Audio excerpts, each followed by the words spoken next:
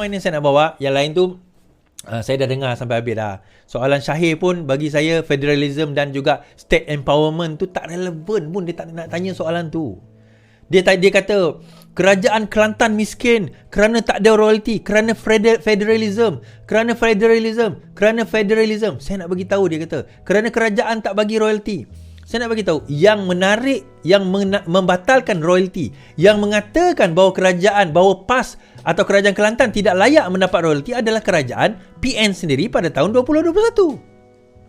Kerajaan PN sendiri yang kata, tuan-tuan, jangan, you don't have to trust me. Saya baca kenyataan daripada Zafrul sewaktu tahun 2021, PAS memerintah tiada royalty petroleum untuk Kelantan, hanya wang ehsan.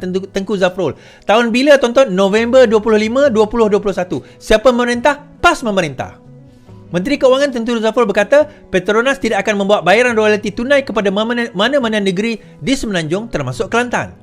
Menerusi jawapan bertulis di Dewan Rakyat hari ini, beliau berkata ia disebabkan kedudukan medan pengeluaran petroleum yang beroperasi di luar perairan negeri Kelantan. Dan juga, apakah duit tidak disalurkan kepada Kelantan? Zafrul sendiri berkata pada Januari 2022, zaman PAS memerintah, kerajaan salur 400 juta hasil petroleum kepada Kelantan sejak 2 tahun lalu. Kerajaan pusat sudah mengeluarkan hasil petroleum sebanyak 400 juta kepada negeri Kelantan bagi tempoh 2 tahun, membabitkan pembayaran hasil petroleum 2020-2021.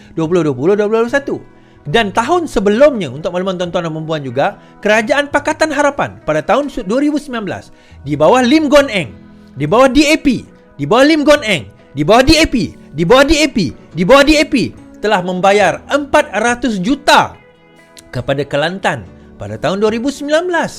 Di bawah DAP, di bawah Lim Guan Eng, di bawah DAP, di bawah Lim Guan Eng, di bawah DAP dan juga di bawah Lim Guan Eng, 400 juta telah diberikan kepada Kerajaan Kelantan sewaktu Pakatan Harapan memerintah daripada 2019, 2020, 2021, 2019 Kerajaan Pakatan Harapan memberikan 400 juta. 2020 Kerajaan Perikatan Nasional PAS memberikan 200 juta. Tahun 2021 Kerajaan Perikatan Nasional memberikan 200 juta. 800 juta, hampir 1 bilion telah diberikan kepada Kerajaan Kelantan. Dia bukan masalah duit tak diberi, tuan-tuan. Akhirnya, dia adalah permasalahan tadbir urus yang ada. Tadbir urus yang bermasalah di dalam negeri Kelantan itu sendiri. Permasalahan tadbir urus inilah yang menyebabkan keadaan negeri Kelantan mundur. Kalau dia kata beralasan, dia kata tak boleh dia kata mana ada, Kelantan tidak diberikan wang. Tuan-tuan, saya nak cerita. Daripada tahun 2008, Kerajaan Selangor, Kerajaan Perak, Kerajaan Kedah pada waktu itu, Kerajaan Terengganu, Kerajaan Pulau Pinang, ini semua adalah negeri pembangkang. Kenapa pada waktu itu hanya Kelantan saja bersuara bahawa wang tidak cukup, duit tidak cukup? Royalty tak bayar Yang saya sebut tadi tu memang bukan royalty, ehsan. Tukarlah nama apa sekalipun, duit diberikan. 800 juta dalam tempoh 4 tahun, hampir 1 bilion ringgit diberikan dalam tempoh 4 tahun. Soalan kita, ke mana wang itu dibelanjakan? Kenapa sebegitu rupa perbelanjaan dan tata kelola yang amat teruk di negeri Kelantan sehinggakan 800 juta dalam tempoh 4 tahun itu tidak berjaya pun menyelesaikan masalah kemiskinan, jurang kemiskinan, masalah air, masalah asas di dalam negeri Kelantan. Saya berhujah semalam dekat Sinar Harian. Tun Fazal kata, sebab Kelantan tidak ada empangan, sebab itu tak boleh selesai masalah air. Saya tepuk dahi, tuan-tuan. 33 tahun, dia boleh cerita Kelantan tak boleh buat empangan. Bodoh sangat ke Kelantan tu? Tun Faizal nak mengatakan orang Kelantan ni bodoh ke tak boleh buat empangan? Itu Tun Faizal cakap, bukan saya cakap. Tun Faizal cakap, Kelantan tak ada empangan, therefore tak boleh ada air bersih. Bodoh sangat ke orang Kelantan? Ke kita dibodoh-bodohkan oleh mereka yang nak sakau duit? Mereka yang tak pandai tata kelola. Sebenarnya hakikat. Jadi perkara inilah yang kita kena faham. Orang Kelantan tak bodoh. Jangan salah faham pula. Maksudnya dibodoh-bodohkan.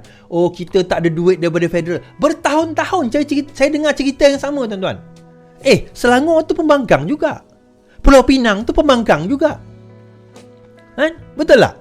Negeri Sembilan pun pembangkang juga. Tapi kenapa mereka boleh bercakap tentang kemajuan? Sedangkan negeri Kelantan masih lagi tidak boleh bercakap tentang kemajuan. Sebenarnya dia kembali kepada kepimpinan, kembali kepada kaedah fikir. Kalau Kelantan itu, ni Syahir tadi MP adalah MP Bacok Kelantan, MP Bacok Kelantan. Kalau negeri dia sendiri dia tidak boleh tabir, tuan-tuan ingat PAS boleh tabir negara ke? Saya nak tanya, tuan-tuan ingat kalau negeri Kelantan tu sendiri tak boleh dimajukan, negeri satu modul yang kecil itu tidak boleh dimajukan, tuan-tuan ingat dia boleh bangunkan negara ke? Tapi tak ada duit is 800 juta itu pemberian. Tahun ini, tahun lepas sahaja, tahun ini Perdana Menteri memberikan 1 bilion lebih kepada Kelantan sahaja. Tak selesai masalah, tuan-tuan. Tak selesai pun. So akhirnya ke mana hala tuju rakyat negeri Kelantan? Negeri Kelantan itu sendiri. Itu persoalan yang tuan-tuan kena tengok. Tuan-tuan tengok bagaimana orang yang paling bijak dalam PAS. Itu orang yang paling bijak dalam PAS tu bercakap dan bercerita. Kan? Orang yang paling bijak dalam PAS bercakap dan bercerita sedemikian. Itu kalau itu hujah orang paling bijak, yang lain macam mana agaknya pemerintah PAS? Jahanam negara kita. Sebab itu dalam hadis Rasulullah SAW disebut kan, ada satu golongan dipanggil Ruwaibithah. Apa itu golongan Ruwaibithah? Rasulullah ditanya oleh sahabat, iaitu orang yang diberikan satu hak, satu jawatan, tetapi mereka tidak pandai atau tidak layak berada di kedudukan tersebut, maka tunggulah kehancuran. Dan ini yang berlaku di negeri Kelantan sekarang ini. Kehancuran di negeri Kelantan kerana mereka yang diletakkan menjadi pemerintah di situ adalah mereka yang tidak pandai mentadbir. Termasuk Kelantan sekali. Terengganu. Termasuk negeri Kedah. Termasuk negeri Kedah. Dia tak berlaku sekarang, tuan. But it gradually will happen. Kalau tuan-tuan ingat tahun 90-an, Kelantan lain.